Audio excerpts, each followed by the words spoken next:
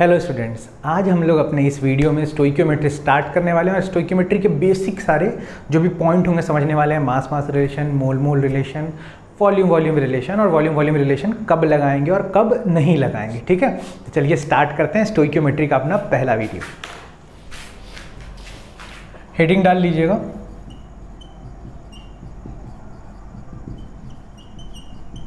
Stoichiometry. पहले तो question है कि व्हाट इज स्टोइकियोमेट्री। ठीक है, तो स्टोइकियोमेट्री किसको बोलते हैं, ध्यान रखिएगा कि आपने एक रिएक्शन लिखा, रिएक्शन को बैलेंस कर दिया। अब जब बैलेंस करोगे तो आपको ये समझ में आ जाएगा कि कितने मोल रिएक्टेंट से कितना मोल प्रोडक्ट बन रहा है। तो ये जो क्वांटिटेटिव रिलेशन है ना रिएक्टेंट और प्रोडक्ट के मोल्स में, इसी को बोलते हैं स्टोइकियोमेट्री। तो मैं डेफिनेशन लिख देता हूँ। वैसे डेफिनेशन एज सच उतने काम का नहीं होगा, वैसे तो क्वेश्चन सॉल्विंग में ही सब कुछ करना पड़ता है अपने को, पर चलिए मैं लिख देता हूँ। स्टोइकियोमेट्री क्या है? It is the quantitative relation between it is the quantitative relation between the number of moles भी हो सकता है, मास में भी रिलेशन आप बता सकते हो, and volume of reactant and product. ठीक है, अब आप बोलोगे सर कि क्या लिख दिया, अब इसका जरा मतलब समझा दो। आइए मैं मार्कर चेंज करके आपको एकदम बढ़िया से एकदम मतलब समझाता हूँ इसका। देखिए यहाँ पे हम लोग एक एग्जाम्पल लेते हैं और उसके थ्रू समझते हैं। मान लो कि आपने रिएक्शन लिया N2 plus H2 gives 2NH3, number हटा दीजिएगा, NH3। ठीक है, अब ये क्वेश्चन है कि सर ठीक है, नाइट्रोजन हाइड्रोजन से कंबाइन करके NH3 बना रहा है, पर यहाँ पे स्टोइकियोमेट्री कहाँ है? तो देखिए स्टोइकियोमेट्री अप्लाई करने से पहले आपको हर बार रिएक्शन को बैलेंस करना पड़ेगा। अगर मैं इस रिएक्शन को बैलेंस करने जाऊं तो कितना हो जाएगा, देखो यहाँ पे आप डाल दो N2 प्लस 3H2 डाल दो और यहाँ पर 2NH3। ठीक है, अब देखो जरा, दो नाइट्रोजन, यहाँ पे दो नाइट्रोजन के एटम, यहाँ 6 हाइड्रोजन, तो ऑब्वियसली इधर भी 6 हाइड्रोजन हो गए, रिएक्शन बैलेंस हो गई। अब ध्यान से सुनना कि ये जो आपने रिएक्शन बैलेंस कर ली, अब इस रिएक्शन में आप क्वांटिटेटिव रिलेशन बता सकते हो between moles of reactant and product, between mass of reactant and product, and volume भी बता सकते हो अगर गैसियस रिएक्शन है तो। ऑल्दो ये तो गैसियस रिएक्शन है तो यहाँ बता ही सकते हो। आप क्या बोलोगे यहाँ पर? यहाँ पे आप बोलोगे कि भाई N2 का 1 मोल ले लो, इसका आगे कुछ नहीं लिखा है तो 1 होगा। 1 मोल N2 3 मोल H2 से रिएक्ट करके 2 मोल NH3 बना रहा है। या फिर इसको कैसे बोल सकते हैं, आप मोल को मास में चेंज कर लो और मास का रिलेशन सेम लगा दो। तो मैं ऐसा बोल सकता हूँ क्या कि 1 मोल N2 में जिसके नीचे जो लिखूंगा वही वहाँ पर हो जाएगा, मतलब उसका वो मोल्स होगा। ये 1, इसके आगे 3 दिख रहा है कोफिशिएंट आपको, तो अब इसको बोलोगे 3 मोल। मतलब मैं बोलूँगा 1 मोल N2 reacts with 3 mole H2 gives 2 mole of NH3। NH3 के नीचे ही लिखा है तो ऑब्वियसली 2 मोल होगा। अब एक जरा से एक बात सुन लीजिए, तो यहाँ से आप एक रिलेशन बता पा रहे हो कि भाई अगर 1 मोल N2 लोगे और 3 मोल H2 लोगे, दोनों को कंबाइन करोगे तो 2 मोल NH3 बन जाएगा। या फिर किसी ने पूछा कि अगर मेरे को 2 मोल NH3 बनाना है तो अब क्या चाहिए होगा आपको, 3 मोल N2 और 3 मोल H2 और 1 मोल N2। बहुत बढ़िया। हाँ, लेकिन एक और बात बताओ, आप जरा सा सोच के बताओ मेरे को, अगर किसी ने मेरे को बोला कि भाई मेरे को ये 4 मोल चाहिए, अब आप क्या करोगे? तो आपको पता है ना, इसका डबल अगर आपको बनाना है तो इन दोनों के कितने लेने पड़ेंगे, डबल लेने पड़ेंगे, है कि नहीं? तो यहाँ पर H2 कितना लेना पड़ेगा, 6 मोल, और N2 कितना लेना पड़ेगा, 2 मोल। समझ पा रहे हो आप? चलिए, वो तो रिलेशन वाला पार्ट आएगा, वहाँ पे हम लोग इसको कवर एज इट इज कर लेंगे। चलिए, यहाँ तक मेरे हिसाब से आपको बात समझ में आ गई होगी कि ये असल में क्या है, relation between reactant and product. मतलब रिलेशन क्या है रिएक्टेंट और प्रोडक्ट के, किस में, मोल्स में, मास में, या फिर वॉल्यूम में। कुछ लोग प्रेशर से भी रिलेट कर देते हैं, पर इतना ही रिलेशन आपको मेनली यूज़ करना पड़ता है। ठीक है, प्रेशर से भी रिलेट कर सकते हैं। चलो उसको छोड़िए, इधर आइए। अब देखो, आप पूछोगे कि सर ये जो एक आपने टर्म भी सुना होगा स्टोइकियोमेट्री कोफिशिएंट, तो क्या होता है, इसके आगे मान लो एक नंबर कुछ नहीं लिखा है तो 1 लिख दो, इसके आगे क्या लिखो, इसके आगे क्या लिखा है 2, और इसके आगे क्या लिखा है 1। तो बैलेंस रिएक्शन में जो नंबर आप यूज कर रहे हो before reactant and product, the number which is used for balancing of reactant and product is also called stoichiometric coefficient। आप उसको stoichiometric coefficient बोल सकते हैं। जो नंबर आगे लिखा है ना बैलेंसिंग के टाइम में आपने जो नंबर यूज किया, उस नंबर को हम लोग बोलते हैं stoichiometric coefficient। अगर किसी ने पूछा कि भाई H2 का stoichiometric coefficient क्या है, तो आप क्या बोलोगे, सर 3 है। किसी ने पूछा N2 का stoichiometric coefficient क्या है, तो बोलोगे 1 है। और किसी ने पूछा NH3 का stoichiometric coefficient क्या है, तो क्या बोलोगे आप, 2 है। जिससे बैलेंस कर रहे हो जो नंबर है वही बोल दोगे। ठीक है, तो इसको बोल देते हैं स्टोइकियोमेट्रिक कोफिशिएंट, ठीक है। बस इतना ध्यान रख लीजिए। चलिए आगे बढ़ते हैं। अब देखो यहाँ पर अपने को क्या करना है, मान लो एक एग्जाम्पल तो मैंने ये लिया ना, एक और एग्जाम्पल पकड़ लेता हूँ, ठीक है। देखिए जरा यहाँ पे एग्जाम्पल, मान लो कि H2 plus Cl2 combines to form HCl, ठीक है। ये रिएक्शन आपने 10th में ही पढ़ा होगा। अब यहाँ पे अगर मैं बैलेंसिंग करूँ तो यहाँ हाफ लगा सकता हूँ, यहाँ हाफ लगा सकता हूँ, मेरी मर्जी है। यहाँ मैं यहाँ 2 लगा दूँ, रिएक्शन हो गया बैलेंस। अब मैं क्या बोलूँगा कि भाई 1 मोल H2 ले लो, 1 मोल Cl2 ले लो, तो आपका 2 मोल HCl बन जाएगा। क्या बोलते हो? मैं मोल मोल में बात कर सकता हूँ ना, मैं पहले मोल में ही बात कर रहा हूँ। यहाँ पर अगर किसी ने पूछा कि what is the stoichiometric coefficient in this reaction of HCl, तो क्या बोलोगे? HCl का स्टोइकियोमेट्रिक कोफिशिएंट 2 हो जाएगा, Cl2 का कुछ नहीं लिखा है तो 1, ऑब्वियसली 1 होगा, ठीक है, और H2 का 1। असल में क्या होता है ना कि ये सिंपलेस्ट रेशियो जिसमें ये कंबाइन हो सकते हैं, और कुछ नहीं। चलिए अब इसके बाद आगे बढ़ते हैं और फटाफट अब देख लेते हैं कि मास मास रिलेशन क्या है। अपने को फाइनली स्टोइकियोमेट्री में ध्यान रखना, स्टोइकियोमेट्री में 3 रिलेशन पढ़ने हैं, ठीक है। स्टोइकियोमेट्री में 3 रिलेशन पढ़ने। पहला रिलेशन पढ़ना है मोल मोल रिलेशन, ठीक है। दूसरा आपको पढ़ना है मास मास रिलेशन,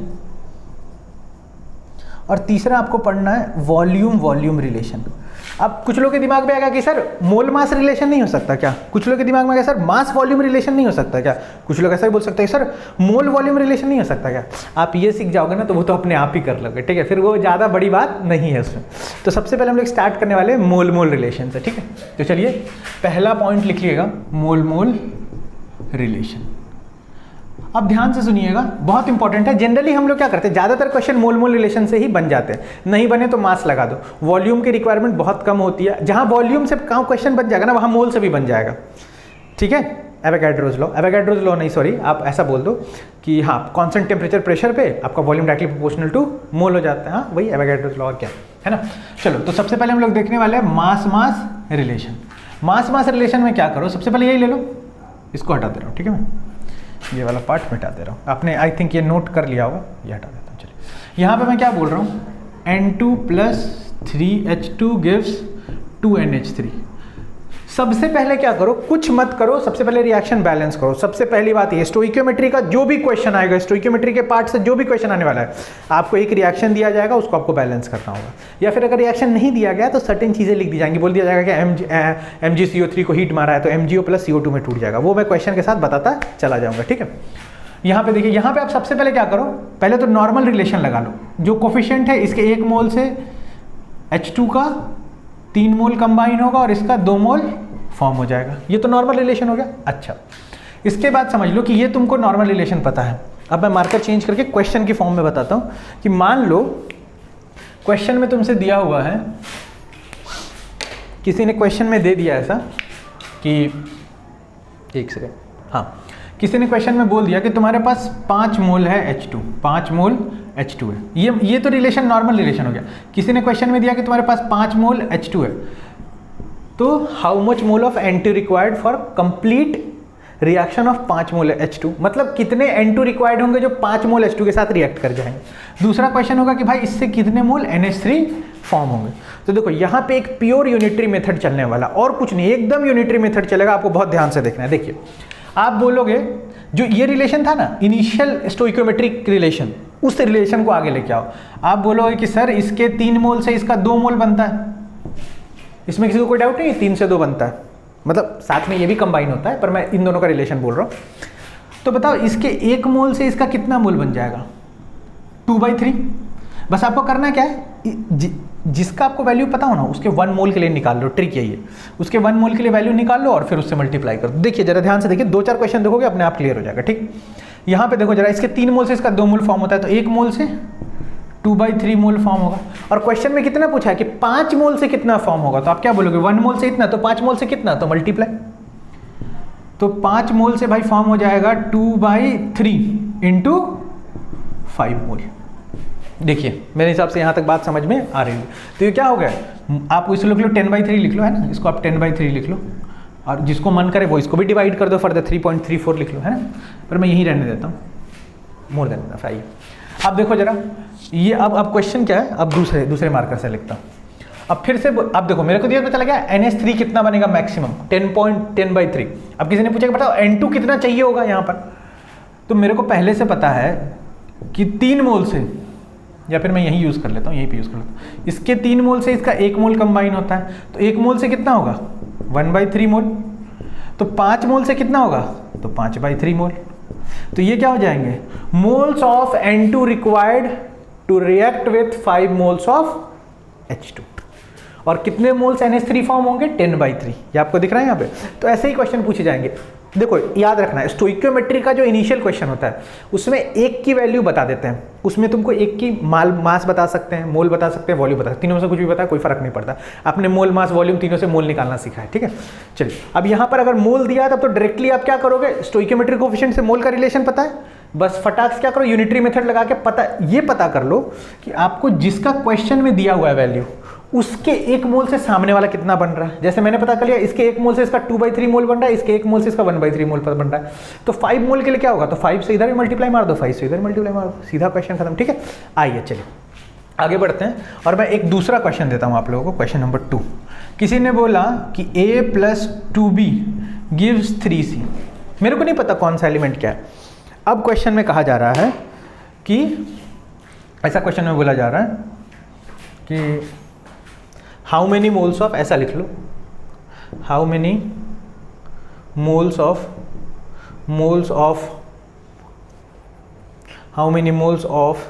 C formed ऐसे लिख लो, C formed and A required to react with लिख लो 6 मोल B। अब देखो आपको क्वेश्चन में क्या क्या इन्फॉर्मेशन दिया आपको वो समझ में आनी चाहिए। आपको क्या बोला गया है क्वेश्चन में, ठीक है, थोड़ा अच्छा नहीं लिखा मैंने, काम चला लीजिएगा आप, ठीक है। हाँ, तो मैं क्या कह रहा था आप लोगों को, मैं कह रहा था कि भाई मेरे पास 6 मोल B है, क्वेश्चन में बोला ये 6 मोल है, और बोला कितना मोल C फॉर्म होगा और कितना मोल A चाहिए होगा यहाँ पे, ठीक है। तो A और C के मोल्स पूछे, बहुत आसान है। सबसे पहले स्टोइकियोमेट्री लगाओ भाई, इसके 2 मोल से इसका 3 मोल फॉर्म होता है और इसका 1 मोल कंज्यूम हो जाता है, मतलब A का 1 मोल B का 2 मोल जब कंबाइन होगा तो 3 मोल C का बनेगा, कोई दिक्कत नहीं, बहुत बढ़िया। अब आ जाओ क्वेश्चन पे, मेरे को पता है ना कि B के कितने मोल होने वाले भाई, 6 मोल होने वाले, बस बात खत्म। तो देखो इसके 2 मोल से इसका 3 मोल बनता है, तो इसके 1 मोल से सॉरी इसके 1 मोल से इसका कितना मोल बन जाएगा 3/2 मोल, क्या बोलते हो, ठीक है। तो इसके 1 मोल से इसका 3/2 मोल बनेगा, और क्वेश्चन में कितना पूछा 6 मोल से कितना बनेगा, तो बताओ इसके 6 मोल से कितना बनेगा, तो 3/2 × 6 मोल। तो आप इसको वो करोगे तो ये 9 मोल आ जाएगा, ठीक है ना। तो ये फाइनली सॉल्व होकर 9 मोल आ जाएगा, मतलब कि अगर मैं 2 मोल ये लूँ और मैक्सिमम पूरा खत्म हो जाए तो कितना मोल C बनेगा, 9 मोल बन जाएगा, ठीक है। ये 6 मोल। अब वही चीज़ यहाँ पे, इसके 2 मोल से इसका 1 मोल बनता है, तो इसके 1 मोल से कितना बनेगा 1/2 मोल, है ना। देख लीजिए जरा यहाँ से 1/2 मोल। अच्छा अब एक बात बताओ कि 1 मोल से इतना बताओ तो 6 मोल से कितना बनेगा, तो 1/2 × 6 मोल कितना आ जाएगा बताइए, 3 मोल आ जाएगा। आप इसको सॉल्व करोगे ना, मैं यही लिख देता हूँ, ठीक है, नीचे तो कुछ लिखना नहीं है, 3 मोल आ जाएगा। बोलो बात समझ में आ रही है, बहुत ध्यान से देखिएगा। यहाँ पर ना ऐसा बहुत भारी कॉन्सेप्ट नहीं होता, लेकिन हाँ आपको समझ में आना चाहिए चीज़ कि अच्छा ये चीज़ चल रहा है, ठीक है। अब देखो जैसे इसी में मैं एक और क्वेश्चन आपको करा देता हूँ, ये सब देखो मोल रिलेशन से निकाल रहा हूँ मैं सारे के सारे क्वेश्चन। चलिए यहाँ पे एक क्वेश्चन आप लिख लो, और आइए जरा एक क्वेश्चन मान लो, क्वेश्चन नंबर 3। इसमें बताओ किसी ने बोल दिया कि ऐसे समझ लो, मैं क्वेश्चन बता देता हूँ कि heating of 5 mole of MgCO3, ऐसे लिख लो, थोड़ा शॉर्ट कर देता हूँ, heating of 5 mole of MgCO3, how much amount, how many, ऐसे चलो थोड़ा और इसको कॉम्प्लिकेटेड करते हैं, how many atom, how many molecules of CO2 will form, ठीक है। चलो पहले तो आप मास में लगाइए, देखिए MgCO3 है, मैं रिएक्शन बता देता हूँ, आप इसको कहीं लिख लीजिएगा। इसका सॉल्यूशन कैसा होगा कि जब आप MgCO3 को हीट करोगे ना, हीट करते हैं तो ये कन्वर्ट होता है MgO प्लस CO2 में। आई थिंक ये फ्रेम में आ रहा होगा, बहुत बढ़िया फ्रेम में आ रहा है। देखिए अब क्वेश्चन में क्या है ना, अपने से क्या बोला है कि इसको हीट करना है और कितने मॉलिक्यूल CO2 के फॉर्म होते हैं। तो ज़्यादा टेंशन मत लीजिए, पहले स्टोइकियोमेट्री लगा के ये पता कीजिए कि मोल्स कितने CO2 के बनेंगे। अगर CO2 के मोल्स पता चल गए तो मॉलिक्यूल में क्या ही है, Na से मल्टीप्लाई कर देना। चलिए बहुत बढ़िया। तो पहले देखो मैं पहले रिलेशन लगाऊँ, ये बैलेंस रिएक्शन है तो इसके 1 मोल से CO2 का कितना बनता है, 1 मोल, 1-1 रिलेशन है ना। अब एक बात बताओ, मेरे पास 5 मोल दिए हैं, 1-1 है तो भाई इसके 5 मोल से CO2 कितना बनेगा, ये भी 5 मोल बनेगा। अब देखो कितना ज़्यादा सिंपल क्वेश्चन है कि अगर इसके 5 मोल से उसका भी 5 मोल बनता है तो 5 मोल CO2 मेरे फॉर्म हो जाएंगे। तो नंबर ऑफ मॉलिक्यूल्स कितने हो जाएंगे, molecules of CO2 will equal to 5 into Na, और 5 Na आप जानते हो, Na इज इक्वल टू 6.023 × 10⁻23। देखिए बहुत ध्यान से, मेरे हिसाब से ये बात समझ में आ गई होगी, इसमें ऐसा बहुत ज़्यादा तकलीफ देने जैसा है, कुछ प्रॉब्लमेटिक नहीं है। चलिए आगे बढ़े, ठीक है। आइए मैं एक और क्वेश्चन लेता हूँ और इस बार आप लोग बनाना, ठीक है। मान लो क्वेश्चन नंबर, ऐसा ले लो, क्वेश्चन नंबर 4, मोल्स वाला क्वेश्चन हम लोगों ने कर लिया, मोल मोल रिलेशन ये वाला हो गया। मॉलिक्यूल हीटिंग वाला ही क्वेश्चन एक और कर लेते हैं। चलिए मैं एक क्वेश्चन आपको बताता हूँ। एक अपने पास CaCO3 है, इसको अगर आप हीट मारोगे तो ये CaO प्लस CO2 में कन्वर्ट होगा, ठीक है। इसका मैंने दिया आपको कि इसका मान लो आपके पास 10 मोल रख लो, थोड़ा चलो सिंप्लीफाई करके देता हूँ। इसका आपको दिया मैंने, इसका मैंने आपको 200 ग्राम दे दिया, ठीक है। इसका मैंने आपको 200 ग्राम दिया। अब मैं पूछ रहा हूं कि भाई मेरे पास CaCO3 200 ग्राम है, मैंने उसको हीट मारा है, तो आपको बताना है volume of CO2 produced at STP, ठीक है। मैं STP पे पूछ रहा हूं वैल्यू, ठीक है।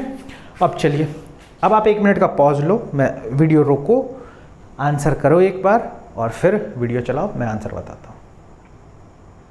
चलिए अभी तक आप लोगों ने पॉज करके कर लिया होगा, नहीं किया तो कर लीजिए, मैं सॉल्व करने जा रहा हूँ, ठीक है। चलिए स्टार्ट करते हैं। देखिए बहुत ध्यान से देखिएगा, सबसे पहले मैं क्या करने वाला हूँ ना कि मेरे को मोल मोल रिलेशन मालूम है, ठीक है। और तो मेरे को अभी तो कुछ मैंने पढ़ा नहीं है, मास मास से भी कर सकते हैं इसको सॉल्व, हर क्वेश्चन जो मोल मोल से कर सकते हैं सबको मास मास रिलेशन से कर सकते हैं। पर मैंने क्योंकि अभी तक मोल पढ़ा है तो हम लोग इस क्वेश्चन को मोल वाले अप्रोच से ही करेंगे, मोल से जल्दी आसान बताएगा। तो सबसे पहले CaCO3 का मोल निकालो ना, इसको मैं मिटा देता हूँ, क्वेश्चन तो आपने देख ही लिया होगा ना, volume of CO2 eight STP। तो ये 200 ग्राम था, तो 200 ग्राम और मोलर मास CaCO3 का कितना होता है 100, तो मतलब इसके कितने मोल आ गए। तो आपके पास कुल मिला के CaCO3 के 2 मोल है ना, इसके 2 मोल है। अब देखो CaCO3 के 2 मोल है ना, उसको साइड रखो, पहले स्टोइकियोमेट्री लगाओ इन दोनों में, CaCO3 और CO2 में।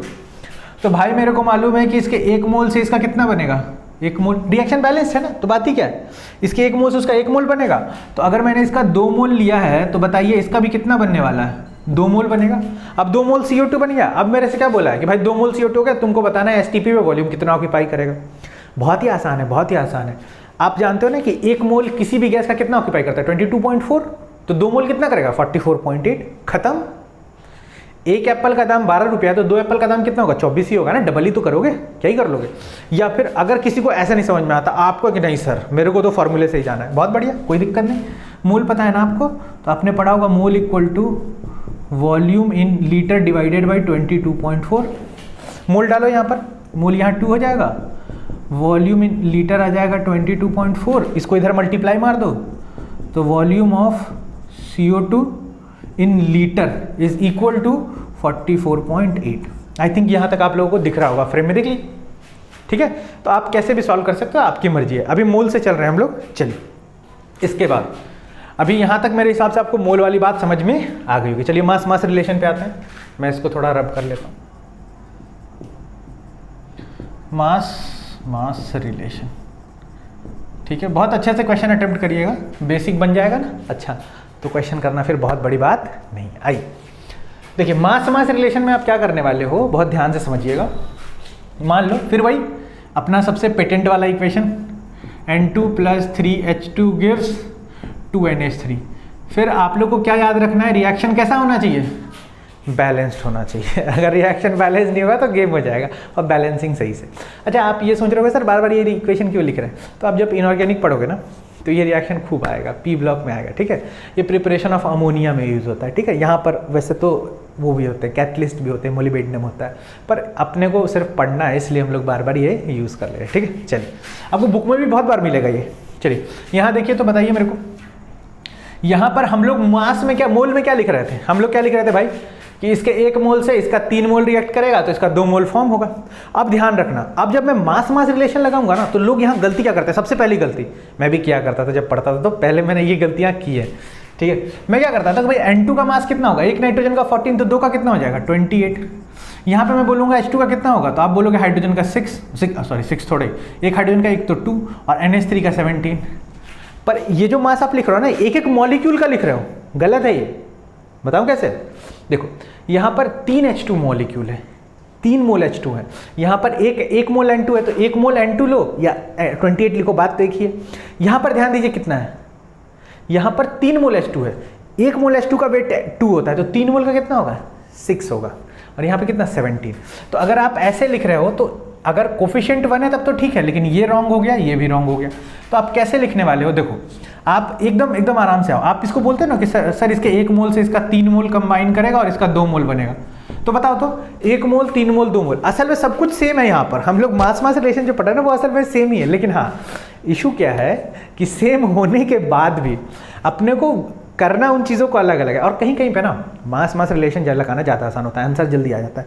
कहीं कहीं वैसे जनरली मोल मोल लगाना ही आसान होता है, जल्दी आंसर आता है, क्योंकि मोल से आप वॉल्यूम में भी फटाक से स्विच कर सकते हो और मॉलिक्यूल्स में भी जा सकते हो, और नंबर ऑफ पार्टिकल जो भी आपको चाहिए, ठीक है ना, मास में भी जा सकते हो, स्विच कर सकते हो, तो वो फायदा होता है थोड़ा मोल के साथ। नहीं तो मास है तो फिर मास से आपको मोल में स्विच करना पड़ेगा, फिर अगर पार्टिकल निकालना है तो वहाँ से पार्टिकल पे जाना पड़ेगा, तो थोड़ा लंबा सा हो जाता है, इसलिए नहीं करते जनरली। 1 मोल 3 मोल 2 मोल, 1 मोल का मास कितना होता है 28। 2 मोल का मास कितना होगा, 3 मोल का मास कितना होगा, 1 मोल H2 का 2 होता है ना, तो 3 × 2, और इसके 2 मोल का कितना होगा, तो 17 1 मोल का मास होता है, और इंटू 2 कर दोगे। तो यहाँ पे बस इतना याद रखिएगा कि असलियत में मोल से जाओगे तो वही आ जाएगा। आपको याद क्या रखना है यहाँ पर कुल मिला के, कि जो कोफिशिएंट होगा ना उससे मास को मल्टीप्लाई कर दीजिएगा, तो यहाँ पे क्या हो जाएगा 3 × 2 और यहाँ 2 × 17, तो कुल मिला के ये वैल्यू आ जाएगी 6 और ये वैल्यू आ जाएगी 34।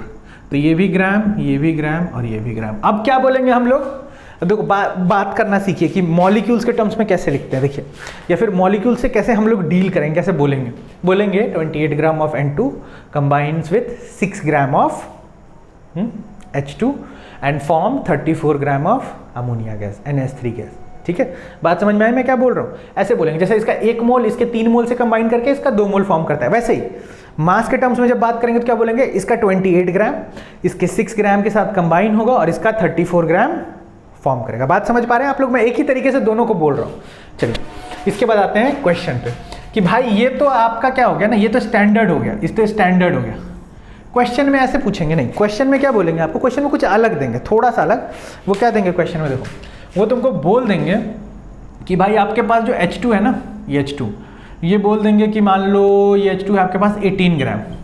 बात समझिएगा, H2 18 ग्राम है तो कितने ग्राम NH3 फॉर्म हो सकता है इससे, और कितना ग्राम N2 कंबाइन होगा इससे। बात समझ पा रहे हो मैं क्या कह रहा हूँ, एक का पूछ के दूसरे का दे देगा। तो आप क्या बोलोगे, आप फिर वही यूनिटरी मेथड, यहाँ पे आप जो ये था ना स्टैंडर्ड में रिलेशन लगा के कर रहे थे, यहाँ पर भी क्या करेंगे, जो क्वेश्चन में पूछा उसको रोक दीजिए। अब देखो दिया क्या क्या है, आपको दिया है कि इसके 6 ग्राम से इसका 34 ग्राम कंबाइन होता है, तो बताओ 1 ग्राम हाइड्रोजन से 34/6 ग्राम NH3 फॉर्म होगा, तो 1 ग्राम से 34/6, तो 18 ग्राम से कितना होगा बताइए, 18 से मल्टीप्लाई हो जाएगा ना, तो 18 ग्राम से हो जाएगा आपका, इसको ऐसे कर लीजिएगा 34/6 × 18 ग्राम। अब बाकी आप समझदार हो, ये इसको 3 टाइम में कट कर देगा और ये कितना हो जाएगा 102, ठीक है ना, 102 ग्राम। मतलब कितना फॉर्म होने वाला है, ये कितना हो जाएगा, 3 बार में कट करेगा, 4 3 बार हाथ में चाहिए, 3 3 1 10, 102 ग्राम, ठीक है, बहुत बढ़िया। तो यहाँ पर क्या हो जाएगा कि इसका मतलब कि जब मैं 18 ग्राम H2 लूंगा तो अमोनिया कितना फॉर्म हो सकता है, मैक्सिमम फॉर्मेशन पे बात हो रही है ना, 102 ग्राम। बहुत बढ़िया बहुत बढ़िया। आइए अब फिर से वही, अब N2 के बारे में पता करना है कि N2 कितना रिक्वायर्ड होगा, तो 6 ग्राम के साथ कितना कंबाइन कर रहा था 28 ग्राम, ये तो स्टोइकियोमेट्री से ही पता है ना अपने को, बहुत बढ़िया। तो बताओ 1 ग्राम से कितना कंबाइन करेगा, तो 28/6 ग्राम। तो 18 ग्राम से कितना कंबाइन करेगा, तो 28/6 × 18। अब ये इसको 3 बार में कट कर देगा तो कितना हो जाएगा, 25 तिया 75 और 3 तिया 9, तो 75 और 9 कितना हो जाएगा, 84 ग्राम। 84 ग्राम। तो आपसे पूछेगा कि कितना N2 रिक्वायर्ड था, 18 ग्राम H2 के साथ रिएक्ट करने के लिए, तो आप बोलोगे कि सर 84 ग्राम N2 रिक्वायर्ड है। अब पूछेगा कितना, आप बोलेगा कि इसका 18 ग्राम, इसका 84 ग्राम रिक्वायर्ड है, ये दोनों मिलेगा तो कितना NH3 फॉर्म करेगा, तो आप क्या बोलोगे, 102 ग्राम NH3 फॉर्म करेगा।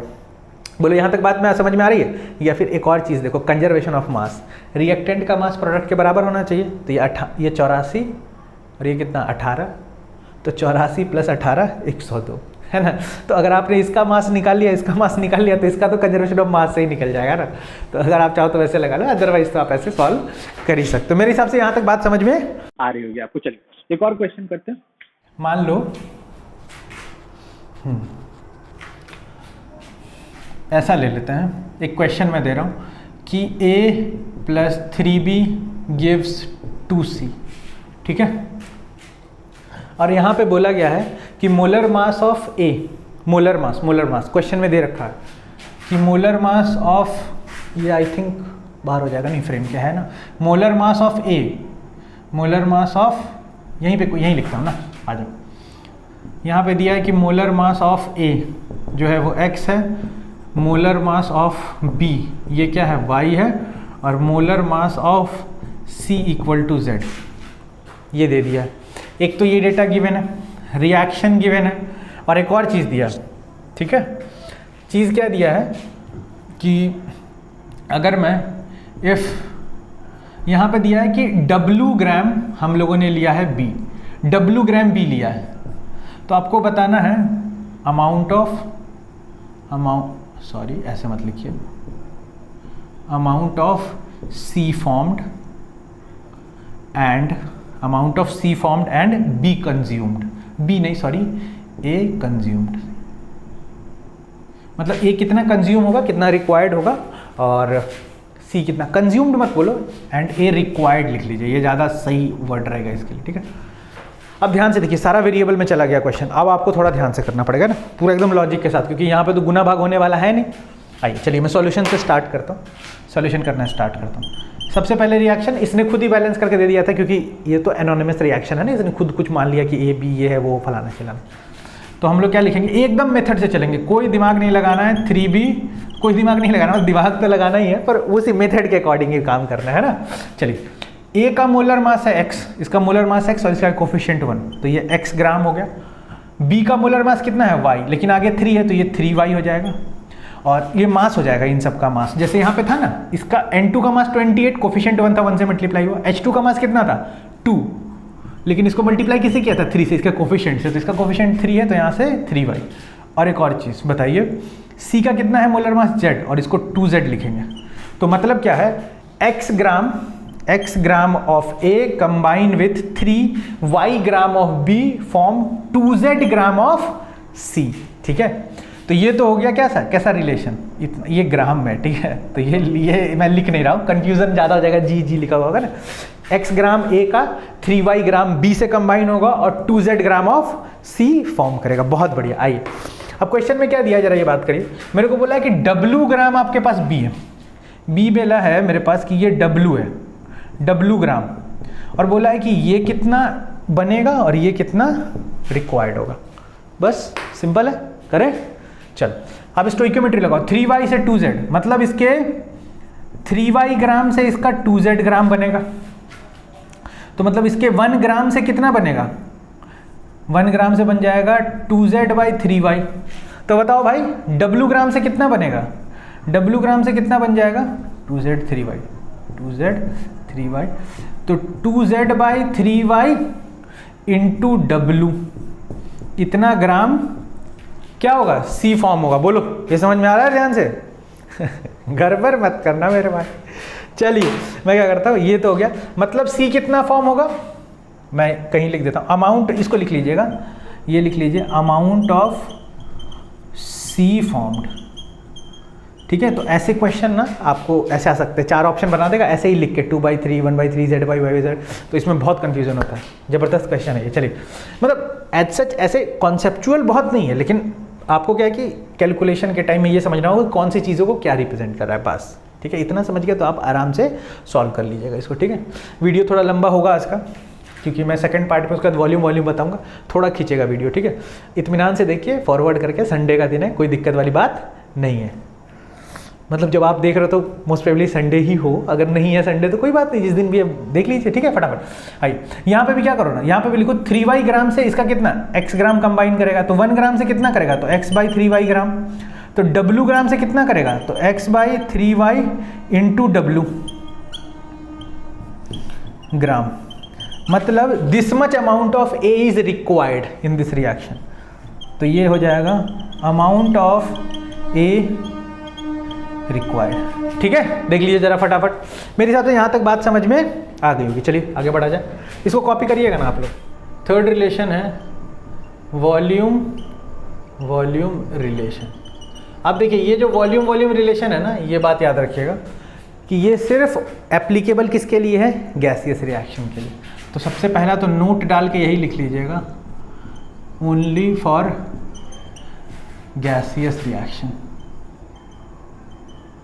गैसियस रिएक्शन, ठीक है। सिर्फ गैसियस रिएक्शन के लिए वैलिड है और किसी और रिएक्शन के लिए वैलिड नहीं।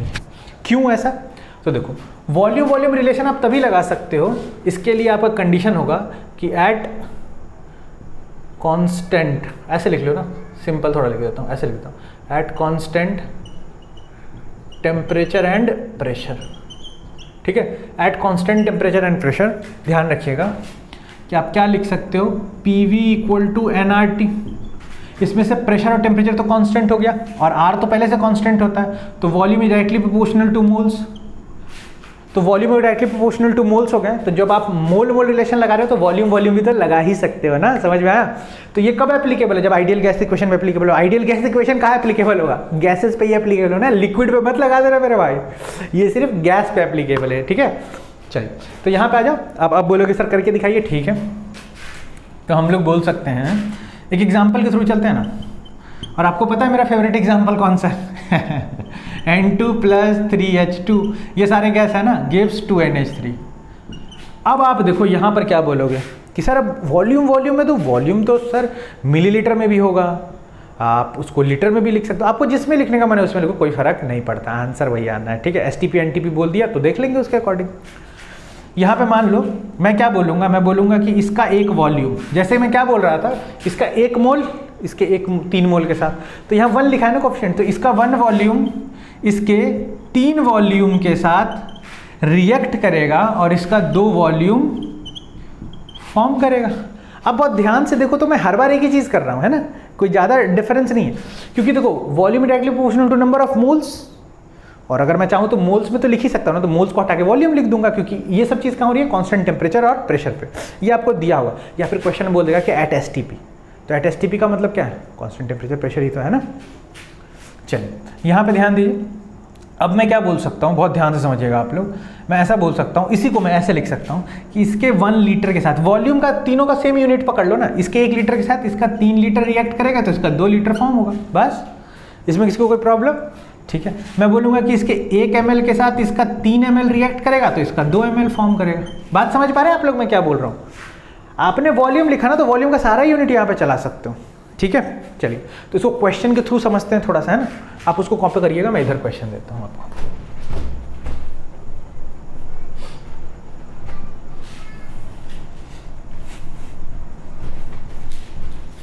चलो क्वेश्चन दो, आ जाओ, एग्जाम्पल से स्टार्ट कर लेते हैं। ऐसे मान लो वही क्वेश्चन में ले लूँ, N2 + 3H2 गिव्स 2NH3, और मैं तुमसे अब बोलूँ कि ठीक है मेरे को बता दो जरा भाई, सारे गैसेस है ना, मैं बोल दूँ कि, मैं ऐसा बोल दूँ कि ये मेरे पास है, मान लो कि बोल देगा H2 का कुछ वॉल्यूम ले लो, H2 का वॉल्यूम क्या पकड़ ले, मान लो मेरे पास बोल दे कि 12 लीटर H2 है, 12 लीटर नहीं, थोड़ा अलग वैल्यू लेते हैं, क्या बोलते हो, मेरे पास बोल दे कि 7.5 लीटर, 7.5, चलो मेरे पास बोल दे कि भाई ये 7.5 लीटर है, इतना लीटर है, तो इससे NH3 कितना बनेगा और N2 कितना बनेगा, कि दिया है N2H2 3H2, बोला है ये H2 जो है ये 7.5 लीटर है आपके पास, और अब आपसे पूछा क्या गया है amount of NH3 form at STP, STP बोल देंगे वो आपको, और N2 एट STP, STP पे ही बात हो रही है ना, ठीक है।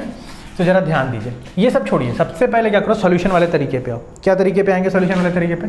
हम लोग बोलेंगे कि इसके 3 वॉल्यूम से भाई इसका 2 वॉल्यूम बनता है, तो मन करे तो वॉल्यूम को लीटर में लिख दो, तो बोलो इसके 3 लीटर से इसका 2 लीटर बनता है, तो इसके 1 लीटर से इसका कितना बनेगा, 2/3 लीटर। तो 7.5 लीटर से कितना बनेगा, 7.5 लीटर से बन जाएगा 2/3 इंटू 7.5 लीटर। बोलो बात समझ में आया?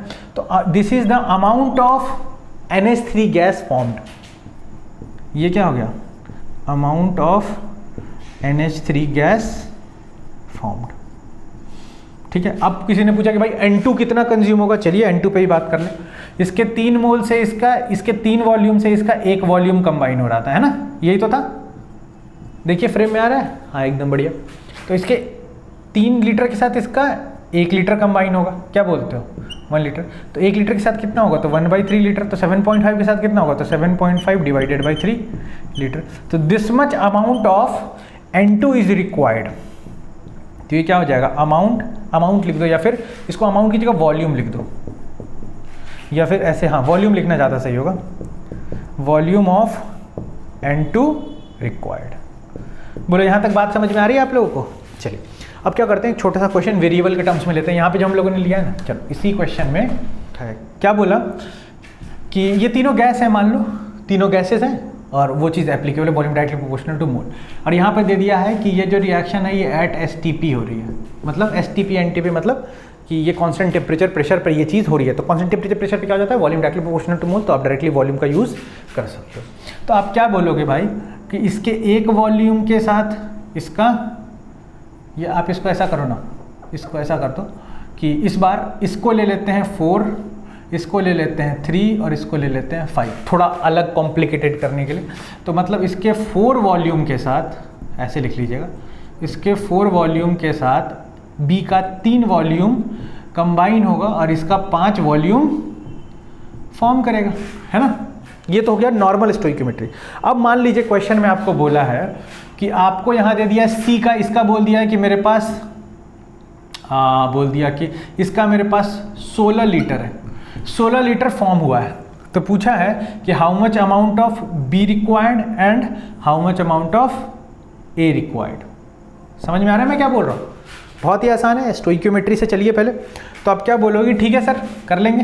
पहले तो एक बात बताओ, इसके 5 वॉल्यूम के साथ इसका 3 वॉल्यूम ऑक्यूपाई हो रहा था, मतलब यूज़ हो रहा था। तो मतलब मैं ऐसा लिख सकता हूँ कि 5 लीटर के साथ 3 लीटर बने, इसका 5 लीटर बनाने के लिए इसका 3 लीटर रिक्वायर्ड होगा। तो मतलब 1 लीटर बनाने के लिए कितना रिक्वायर्ड होगा, तो 3/5 लीटर। तो 16 लीटर बनाने के लिए कितना रिक्वायर्ड हो जाएगा बताइए, तो 3/5 इंटू 16 लीटर। तो this much amount of B is required for production of 16 litre C, ठीक है। अब इसी तरह फिर से अब कोई बोला कि ठीक है A बता दो, तो A के लिए भी वही लगा लेंगे कि भाई यही 5 लीटर, कि इसके 5 लीटर से ये कितना बन जाएगा, 4 लीटर। तो इसके 1 लीटर से कितना चाहिए होगा, 4/5 लीटर। तो बताओ क्वेश्चन में 16 लीटर दिया ना, तो 16 लीटर का क्या करोगे आप, 16 लीटर को बस यहाँ मल्टीप्लाई कर दो, 4/5 इंटू 16। अब जो आ जाएगा वो आपका आंसर होगा 64, 64/5 हो जाएगा, 64/5। आप जो निकाल लो, 64/5 क्या होगा, 63/65 होता है। तो अप्रॉक्सीमेटली ये वैल्यू किसके बराबर हो जाएगी, 13 लीटर के। अप्रॉक्सीमेट बोल रहा हूँ, 13 से कुछ कम होगा, 12.9999 करके आएगा, ठीक है। तो आई थिंक यहाँ तक आपको बात समझ में आ गई होगी। तो ये अपना हो गया तीनों रिलेशन। अब इस पे जो अच्छे क्वेश्चन होंगे उसका भी एक वीडियो लेक्चर मैं बनाऊंगा, और इसमें इसके ढेर सारे अच्छे वाले क्वेश्चन जो भी हैं। आज आपने थ्योरेटिकल पार्ट पूरा कवर कर लिया, नेक्स्ट लेक्चर में हम लोग इसका कॉन्सेप्चुअल पार्ट और क्वेश्चन वाला पार्ट कवर करेंगे, और फटाफट इसका क्वेश्चन लगाएंगे। आप एक बार इसको रिवाइज कर लेना, एक वीडियो को देख लेना, नोट्स बना लेना, रिवाइज कर लेना, तब उस लेक्चर में आना, एकदम फटाफट एकदम हवे की तरह क्वेश्चन सॉल्व होगा, ठीक है। तो आज के लिए इतना ही, नेक्स्ट लेक्चर में इसके आगे कंटिन्यू करेंगे। Bye bye.